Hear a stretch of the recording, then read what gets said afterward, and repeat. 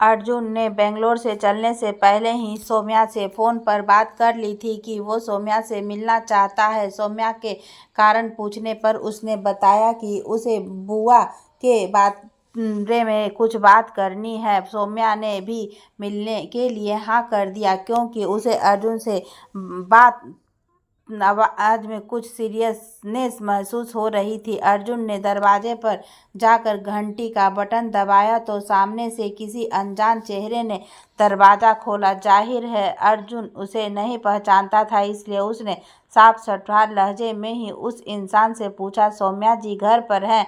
उनसे कहिए अर्जुन आया है। सामने दरवाजे पर पार्थ के भाई अनिकेत ने सौम्या को आवाज लगाते हुए कहा, सौम्या तुमसे कोई अर्जुन मिलने आया है। और उन्होंने साथ ही अर्जुन को अंदर बुलाकर लिविंग रूम में बैठा दिया। कुछ देर बाद सौम्या धीमे कदमों से चलती हुई लिविंग रूम में आई और उसने अर्जुन को विश किया तो अर्जुन ने भी मैनर्स दिखाते हुए खड़े होकर सौम्या को विश किया। सौम्या ने उसे घर में ही बनाए हुए अपने ऑफिस की तरह चलने का इशारा किया और एक मेड को कुछ खाने पीने के लिए लेकर आने का बोलकर वह भी उसके साथ चली गई। अंदर जाकर उसने अर्जुन से आने का प्रयोजन पूछा तो अर्जुन ने उसे बताया कि किस तरह से उसके फूफा ने उसकी बुआ से शादी के बाद से ही उनकी कंपनी में गड़बड़ घोटाला करना शुरू किया और किस तरह से सबको धोखा दिया। साथ ही उसने ये भी बताया कि अनिमेष सोलंकी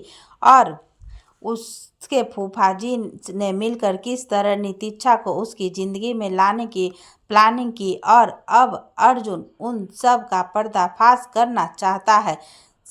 इन सब में उनकी चिंता का विषय है उनकी बुआ, इन सब का उसकी बुआ पर क्या असर पड़ेगा और कितना पड़ेगा, इसलिए वो आज सौम्या के पास आया है। अर्जुन ने आखिर में कहा, मैं आपसे जानना चाहता हूँ कि आप किस तरह से मदद कर सकती हैं। सौम्या ने शांति से उसकी बात सुनी और उसके बाद उसने अर्जुन को देखते हुए कहा, अर्जुन जी अगर मैं कहूँ कि ये सब मैं कुछ दिन पहले से जानती थी तो। अर्जुन ने हैरान नज़रों से सौम्या की तरफ देखा तो सौम्या ने अपनी पल को झपकाते हुए कहा, जी हाँ ये सब मैं पहले से जानती हूँ क्योंकि यह सब आपकी बुआ मुझे बता चुकी है। उन्होंने मुझे सब बताया है कि कैसे उनके पति ने पूरी जिंदगी सिर्फ और सिर्फ उसके परिवार से पैसे लेकर अपने परिवार का गुजारा किया है। खुद के बलबूते पर उन्होंने कुछ नहीं किया है। जितने भी बिजनेस उनके पास है वो सब अपनी कंपनी के रहमो करम पर ही चल रहे हैं। अर्जुन ने तुरंत सौम्या से कहा, तो आपने मुझे यह सब पहले क्यों नहीं बताया। सौम्या ने अर्जुन को समझाने के अंदाज में कहा, मैं तो आपको आज भी ये सब नहीं बताने वाली थी क्योंकि अभी आपकी बुआ के अंदर और भी बहुत कुछ है जो मुझे जानना है। मैं पहले सब कुछ जानना चाहती थी क्योंकि अगर मैं हर बात तुरंत ही आपको बता देती और आप उन सब पर रिएक्ट करते रहते तो आपकी बुआ का विश्वास मुझ पर से टूट जाता और उनका विश्वास खत्म होने के बाद मैं उनकी ठीक होने में कोई मदद नहीं कर पाऊंगी। इसलिए मुझे ये सब बताने का सही वक्त नहीं लगा था। अर्जुन अब गहरी चिंता में पड़ गया था क्योंकि अगर वह कुछ दिन और इस ड्रामे को जारी रखता है तो उसे नितिक्षा से शादी का ड्रामा भी जारी रखना पड़ेगा जो वह बिल्कुल नहीं चाहता। इसलिए उसने अपनी उलझन सौम्या के सामने साफ साफ रख दी कि वो इस बस अब सब खत्म करना चाहता है लेकिन अपनी बुआ को कम से कम दुख पहुंचाकर। सौम्या उसकी उलझन समझ रही थी, इसलिए उसने अर्जुन को शांति रखने को कहा और फिर एक गहरी सांस लेकर उसने कहा, जब आपको इतना कुछ पता चल गया है तो मुझे लगता है कि मुझे आपको कुछ और भी बता देना चाहिए। अर्जुन नहीं जानता था कि अब उसके ऊपर कौन सा बम फूटने वाला है, पर इतना तो तय था कि अब वो किसी को छोड़ने वाला नहीं है। सौम्या ने अर्जुन की तरफ एक पानी का गिलास बढ़ाया और कहा, पानी पीजिए और आपसे उम्मीद करती हूँ कि आप ज़्यादा गुस्सा नहीं करेंगे। अर्जुन ने सौम्या की प्रेगनेंसी को ध्यान में रखते हुए कहा, मैं कोशिश करूँगा कि मैं खुद पर काबू रख सकूँ। सौम्या ने खुद भी पानी पिया और कहना शुरू किया, अर्जुन जी, मैंने रेप के पहले भी कई सारे केसेस देखे हैं। अगर परिवार का साथ हो तो लड़कियां कुछ समय बाद या कुछ सालों बाद उस घटना से कुछ हद तक उभर जाती है। सही इलाज और अपनी के साथ उनके पैनिक अटैक को भी कम कर देता है। पर अनुपमा जी, उनके पैनिक अटैक कम नहीं हुए। इसके दो ही कारण हो सकते थे। पहला, वो उस घटना से बाहर नहीं आ पा रही थी, या उनकी लाइफ में कुछ और ऐसा है जो उनकी इस हालत का जिम्मेदार है।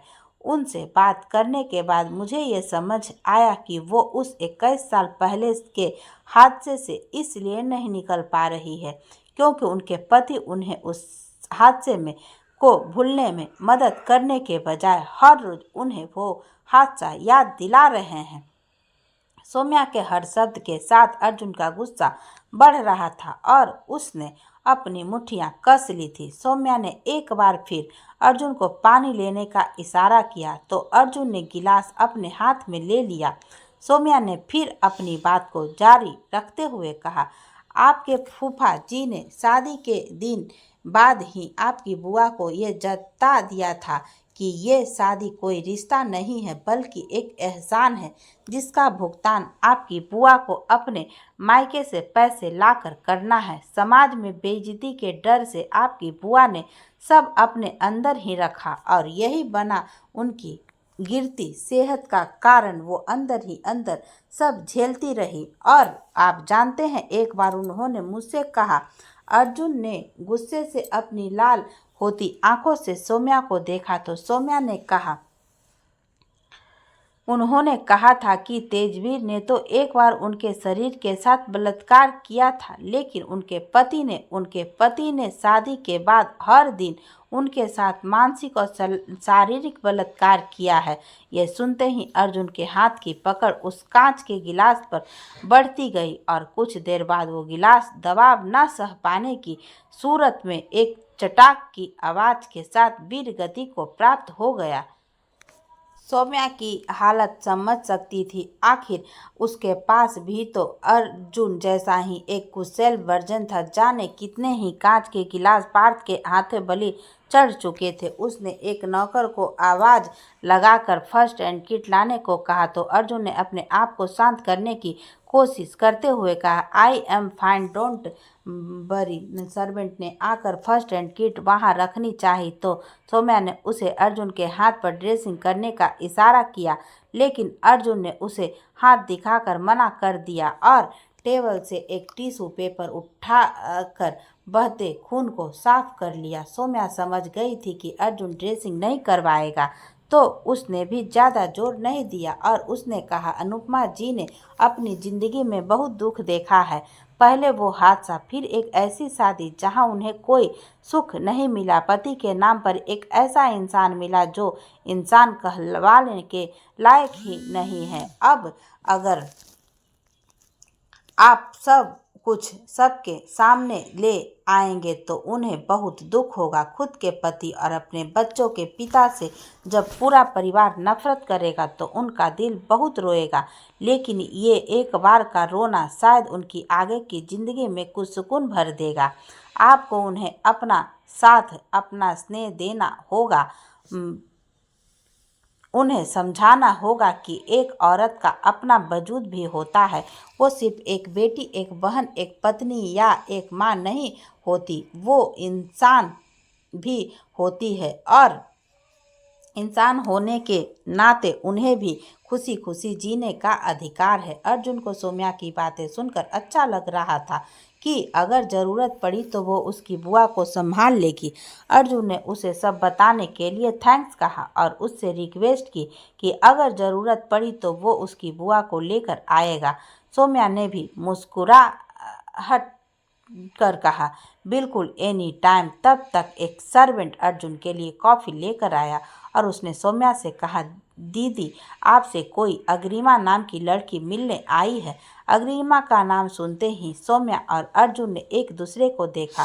सौम्या ने खुद से ही कहा, अग्रिमा यहाँ फिर उसने उस सर्वेंट को अग्रिमा को हॉल में ही बैठने को कहा तो अर्जुन के चेहरे के बदलते भाव देखकर उसने कहा, अच्छा सुनो, उसे यहीं भेज दो। अर्जुन ने सौम्या की तरफ देखा तो उसने सहज भाव से कहा, मैं नहीं जानती थी उसके आने के बारे में, मुझे तो ये भी नहीं पता था कि वो चंडीगढ़ में है।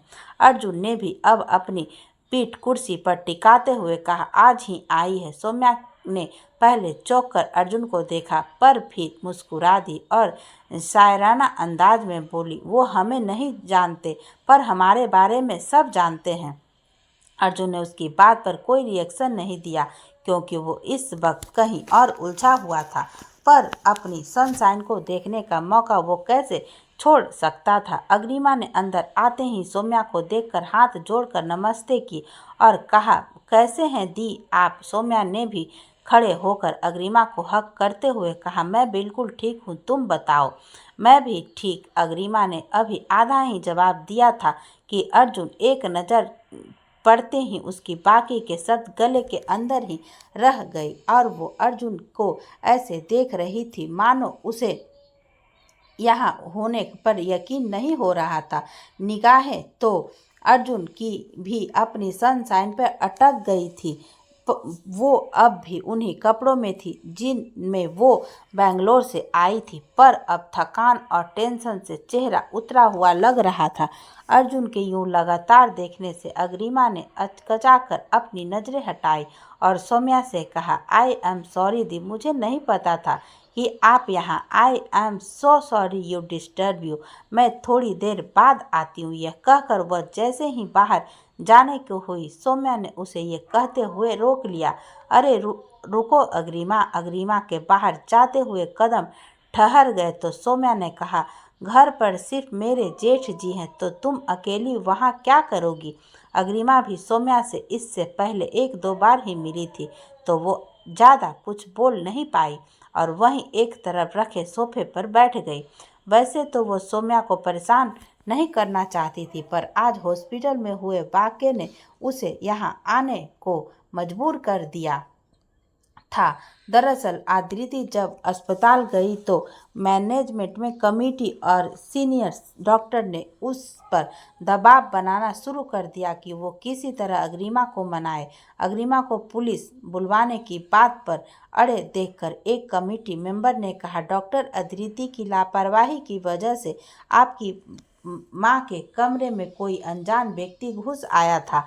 आदिति ने आज सुबह बिना किसी को चार्ज दिए ही अस्पताल छोड़ दिया था और किसी भी अस्पताल स्टाफ की जानकारी में ये नहीं था कि डॉक्टर आदिति हॉस्पिटल से जा चुकी है। इसलिए आपकी मदर के साथ जो भी हुआ उसका पूरा दोष डॉक्टर आदिति पर ही जाएगा।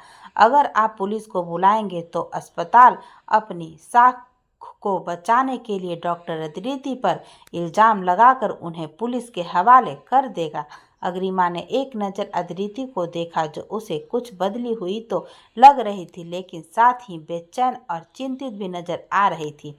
अग्रिमा को लगा कि वो पहले ही सुबह वाले न्यूज के चलते परेशान होगी और अब अगर इस पर पेशेंट की दवाई बदलने का इल्ज़ाम भी लग गया तो शायद उसके करियर को भी खतरा हो सकता है। इसलिए उसने आदिति से कहा, डोंट वरी आदिति, इस इंसान को तो मैं किसी न किसी तरह ढूंढ भी लूँगी, पर उसके बाद मुझे इस अस्पताल वालों से भी हिसाब करना ज़रूरी लग रहा है। ये कहकर उसने एक तेज नज़र वहाँ खड़े लोगों पर डाली जिनके लिए अस्पताल की साख से ज़्यादा ज़रूरी कुछ नहीं है। उसके बाद वह आदिति को लेकर वहाँ से चली आई और कुछ देर उससे अपनी माँ के बारे में बातें करने के बाद वो सौम्या से मिलने के लिए निकल गई। आदिति भी अपनी सगाई की न्यूज़ इतनी हड़बड़ी में नहीं बताना चाहती थी, इसलिए वो चुप ही रही।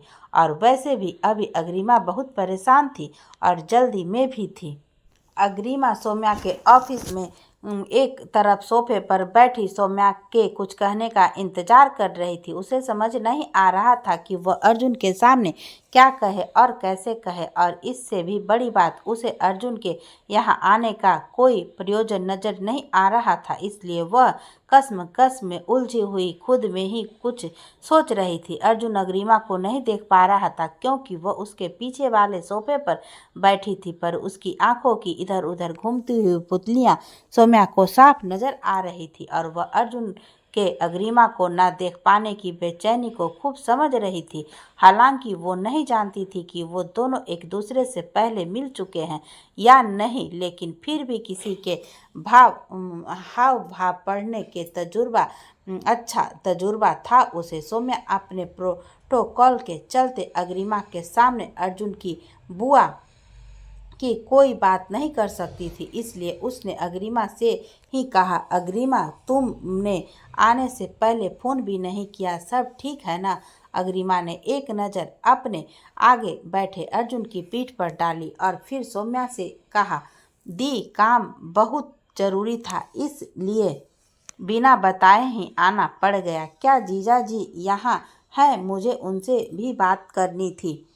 अग्रिमा के मुंह से पार्थ का जिक्र सुनकर एक पल को अर्जुन की आंखों में भी बेचैनी सी आ गई थी, पर यह बेचैनी कम और इनसिक्योरिटी ज़्यादा थी। उसे पार्थ सर से क्या काम हो सकता है, वो खुद में ही बुदबुदाया। सौम्या भी इस बात से अच्छे से वाकिफ थी कि अग्रिमा और पार्थ एक दूसरे को नहीं जानते, तो फिर अग्रिमा को आज पार्थ से क्या काम है। पर उसने अर्जुन की तरफ ख्याली पुलाव बनाने की बजाय अग्रिमा से सीधा ही पूछ लिया, पार्थ से क्या काम है तुम्हें? जहाँ तक मेरा अंदाजा है तुम दोनों एक दूसरे को जानते भी नहीं हो। अग्रिमा ने सौम्या को देखकर सब कहना चाहा, पर अर्जुन की मौजूदगी उसे रोक रही थी।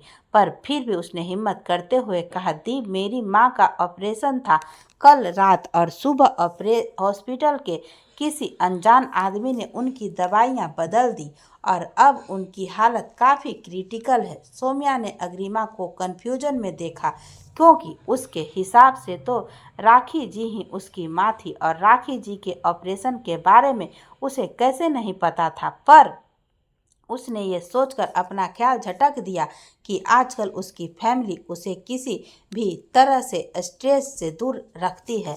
वहीं अर्जुन तो सदमे में था ये जानकर कि वो इतने दिन से अपनी माँ की तबीयत के लिए परेशान थी। वो तो ना संचिता जी के बारे में जानता था और ना ही अग्रिमा के पिता की दूसरी शादी के बारे में, पर उसके जहन में आ रहा था कि पिछली बार जब वो इसी शहर में मंदिर में उससे मिला था तो किसी रिलेटिव की हेल्थ रिकवरी के लिए कुछ मंत्र पढ़ रही थी और आज सुबह भी वो किसी पूजा के लिए जल्दी मंदिर गई थी। उसे अब खुद पर गुस्सा आ रहा था कि उसे सनशाइन से उसके रिलेटिव के बारे में पूछ लेना चाहिए था। अर्जुन अपनी सोच से बाहर आया जब उसने सौम्या को कहते सुना, क्या हुआ था आंटी को और ये गलत दवाई का क्या चक्कर है? अग्रिमा ने अपनी माँ की हालत को याद करते हुए कहा, दी मैं आपको सब बता दूंगी, पर फिलहाल मेरे लिए इस इंसान से मिलना बहुत ज़रूरी है जिसने ये सब किया या करवाया है।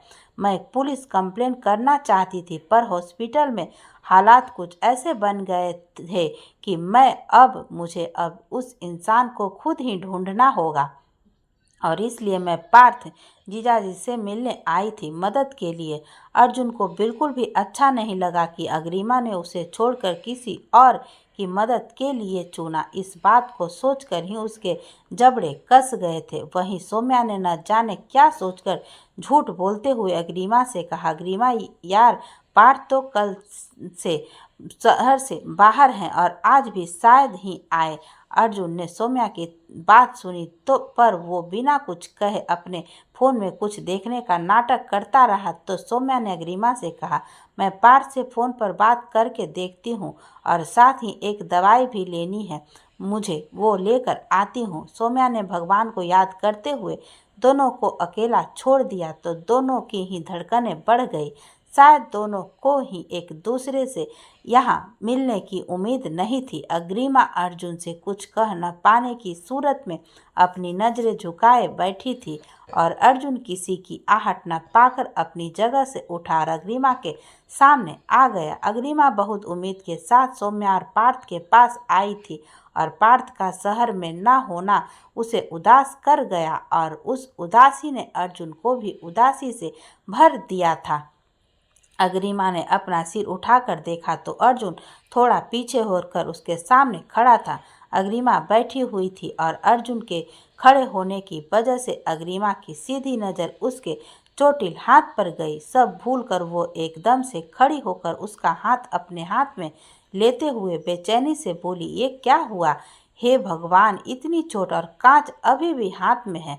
ये सब जल्दी जल्दी बोलते हुए उसको नज़र टेबल पर पड़ी तो वहाँ कांच के गिलास के टुकड़े पड़े थे। अग्रिमा ने तुरंत गणना कर ली कि वहाँ क्या हुआ होगा और अर्जुन वो तो बस मेम्बराइज था सा अग्रिमा को देख रहा था, जो उसकी चोट को देखकर दुखित और बावली हुई जा रही थी। अग्रिमा ने आज पहली बार इतने हक से उसके हाथ को थामा हुआ था। वो उसके हाथ को पकड़कर उसे चेयर के पास ले गई और बैठा दिया। अर्जुन, जो किसी के कहने से कुछ नहीं करता था, वो बस अग्रिमा के कहे अनुसार एक रोबोट की तरह चल रहा था। अग्रिमा खुद भी उसके साथ वाली कुर्सी पर बैठ गई और फर्स्ट एड किट को सरकाकर अपनी तरफ कर लिया। पहले अर्जुन के हाथ से कांच की किरचें निकाली, जो करते वक्त अर्जुन से ज़्यादा दर्द अग्रिमा को हो रहा था। अर्जुन तो मुस्कुराते हुए उसकी इस फिक्र को एंजॉय कर रहा था। अग्रिमा ने उसकी चोट साफ की और फिर उस पर दवाई लगाकर पट्टी बांध दी। अब तक अर्जुन की चोट को देखकर अग्रिमा के दिल ने उसे कुछ सोचने का मौका नहीं दिया था और वो सब अपने आप बिना कुछ सोचे करती जा रही थी। पर पट्टी बांधने के बाद उसका काम खत्म हो गया और अब उसके दिल को भी नहीं पता था कि आगे क्या करना है। तो अग्रिमा को अपनी सिचुएशन का आभास हुआ और वो ठिठक गई। अर्जुन अब अग्रिमा के उन एहसासों से बाहर आ रहा था, लेकिन बहुत धीरे धीरे। इतने प्यार और फिक्र से उसके हाथ पर पट्टी बांधना। अर्जुन बस उसे देखे जा रहा था और अचानक उसका ध्यान अपने हाथ पर बंधे उसे मौली के धागे पर पड़ा और उसने अपने उस गुस्से को शांत किया जो अब वापस आने लगा था। अग्रिमा ने पट्टी बांधकर अब उसके हाथ को छोड़ दिया था और अर्जुन के गुस्सा वापस आने का मेन कारण शायद अब यही था। फिर भी उसने एक लंबी सांस लेकर अग्रिमा की तरफ देखते हुए उससे पूछा, तुमने मुझे अपनी माँ के बारे में क्यों नहीं बताया? अग्रिमा ने भी उसे जवाब में इसे इस तरह देखा मानो कह रही हो कि आपने पूछा ही कब। अर्जुन ने उसकी निगाह को समझ कर भी इग्नोर करते हुए कहा, तुम फिक्र मत करो, जिस भी इंसान की डिटेल तुम्हारे पास है उसे मैं ढूंढ निकालूंगा। अग्रिमा ये बिल्कुल नहीं चाहती थी कि अर्जुन इस मैटर में पड़े। वो जानती थी कि अर्जुन के परिवार में पहले ही कुछ समस्याएं चल रही है और साथ ही वो अर्जुन की मदद लेने में झिझक रही थी, क्योंकि उसे लग रहा था कि वो और अर्जुन कुछ ज़्यादा ही नज़दीक आते जा रहे हैं और यह नज़दीकी उसके लिए ठीक नहीं है और शायद ना ही अर्जुन के लिए।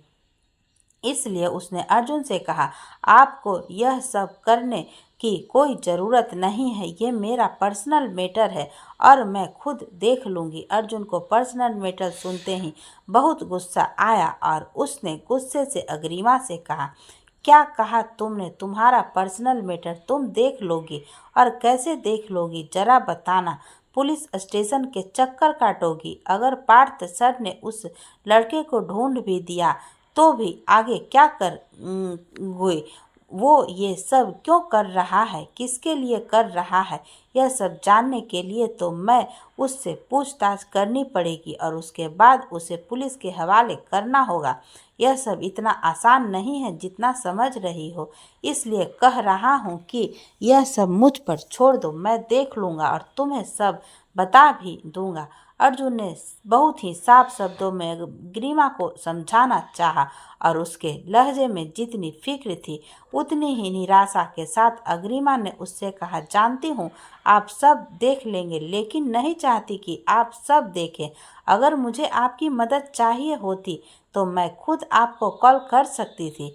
मुझे फिर यहाँ आने की ज़रूरत नहीं थी, और अगर मैं यहाँ आई हूँ तो इसका साफ मतलब है कि मैं आपकी मदद नहीं चाहती। अर्जुन ने यह सुनकर उसे हैरानी से देखा। उसे अग्रिमा से ऐसी किसी बात की उम्मीद नहीं थी कि अग्रिमा उससे कहेगी कि वो उसकी मदद नहीं चाहती और वो अर्जुन की बजाय किसी और से मदद लेने के लिए तैयार है। उसने घूरकर अग्रिमा की तरफ देखा तो अग्रिमा ने आराम से उससे कहा, देखिए प्लीज़ आप गुस्सा मत कीजिए और आराम से मेरी बात सुनिए। आप और मैं दो अलग अलग दुनिया हैं, ये आप अच्छे से जानते हैं। हाँ, कबीर की शादी के दौरान हम एक दूसरे के थोड़ा नज़दीक, लेकिन मैंने आपसे पहले भी कहा था हमारा रिश्ता नज़दीकियों से उलझ जाएगा। मैं आपके परिवार का हिस्सा कभी नहीं बन सकती और शादीशुदा होने के नाते हमारे बीच दोस्ती का रिश्ता भी नहीं हो सकता, क्योंकि उस रिश्ते के साथ में इंसाफ नहीं कर पाऊंगी तो मैं कैसे आपसे मदद लूं। और सबसे बड़ी बात है कि आप अपने परिवार को क्या बताएंगे, लोगों को क्या जवाब देंगे कि आप मेरी मदद क्यों करना चाहते हैं, क्योंकि वैसे तो आप मेरी शक भी नहीं देखना चाहते हैं। अर्जुन उसके कहने के भाव समझ रहा था, लेकिन उसने अपने एटीट्यूड को बरकरार रखते हुए कहा, मुझे किसी को जवाब देने की कोई ज़रूरत नहीं है और ना ही मैं कभी किसी को जवाब देता हूँ। अग्रिमा ने अपना सर हाँ की मुद्रा में हिलाते हुए कहा, हाँ जानती हूँ आपको किसी को जवाब देने की ज़रूरत नहीं है, लेकिन मुझे सबको जवाब देना पड़ता है, अपने घर वालों को, रिश्तेदारों को, इस दुनिया को, समाज को, पंचायत को भी। और अगर उन्होंने मुझसे पूछा कि अर्जुन ने तुम्हारी मदद क्यों की, तो मेरे पास कोई जवाब नहीं होगा। नहीं देने के लिए क्या कहूँगी उनसे कि आपको मुझसे हमदर्दी हो गई है, इसलिए आपने मेरी मदद की। अर्जुन ने अपनी आंखें बंद कर ली। यह सुनकर कि अग्रिमा उसकी फिक्र, उसके प्यार को सिर्फ हमदर्दी समझ रही है, वो जान गया था उसकी मोहब्बत के मुकम्मल होने तक का आगे का सफ़र इतना आसान होने वाला नहीं है। अग्रिमा ने अब अपने चेहरे पर गंभीर भाव लाते हुए अर्जुन से कहा, आपको मुझसे हमदर्दी तो हो सकती है, पर आपको इतना तो जान गई हूँ कि आपका मेरे परिवार से कोई वास्ता नहीं है और ना ही आप उनसे कोई हमदर्दी रखना चाहते हैं। जानती हूँ कि आप आज तक भी तेजवीर चाचू को ढूंढ रहे हैं ताकि जब वो मिले तो आप उन्हें सजा दे सके, और अब आप हम दोनों के बीच कोई रिश्ता रखना ही नहीं चाहते हैं, तो फिर इन सब बातों का कोई मतलब भी नहीं है। आज आप मदद कर भी देंगे तो मुझे मेरा चरित्र साबित करने के बाद लिए शब्द नहीं मिलेंगे। हर कोई मुझसे जानना चाहेगा कि एक ऐसा लड़का जिसने मुझे भरी पंचायत में अपनाने से मना कर दिया, वो आज मेरी मदद क्यों कर रहा है। मैंने ऐसा भी क्या कर दिया कि उस लड़के ने के दिल में मेरे लिए हमदर्दी जाग गई है, जिसके दिल में मेरे और मेरे परिवार के लिए सिर्फ नफरत थी।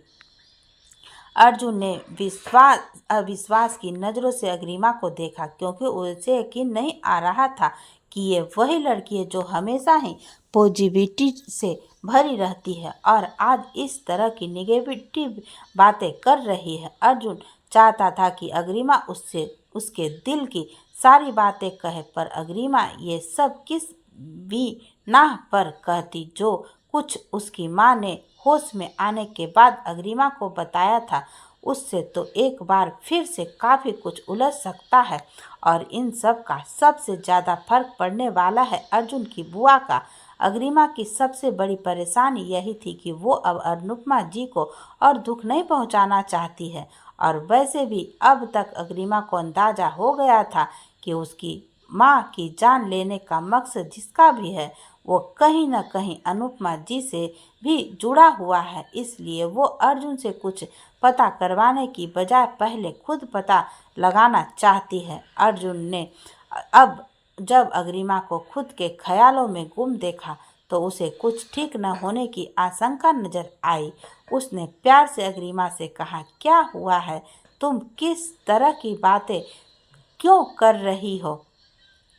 आज से पहले भी मैंने तुम्हारी और तुमने मेरी मदद की है, तो आज ऐसा क्या हो गया है? अग्रिमा ने अपने चेहरे पर हाथ फेरते हुए खुद को थोड़ा शांत किया और कहा, आई एम सॉरी, मैं इस तरह से बात नहीं करना चाहती थी, लेकिन सुबह से इतना कुछ हो गया है, सब कुछ समझ से बाहर और सिर से ऊपर जा रहा है, इसलिए शायद दिमाग स्थिर नहीं है। आप प्लीज़ अभी अपने भाई और अपने परिवार पर ध्यान दीजिए, उन्हें आपकी ज़्यादा ज़रूरत है। हर बात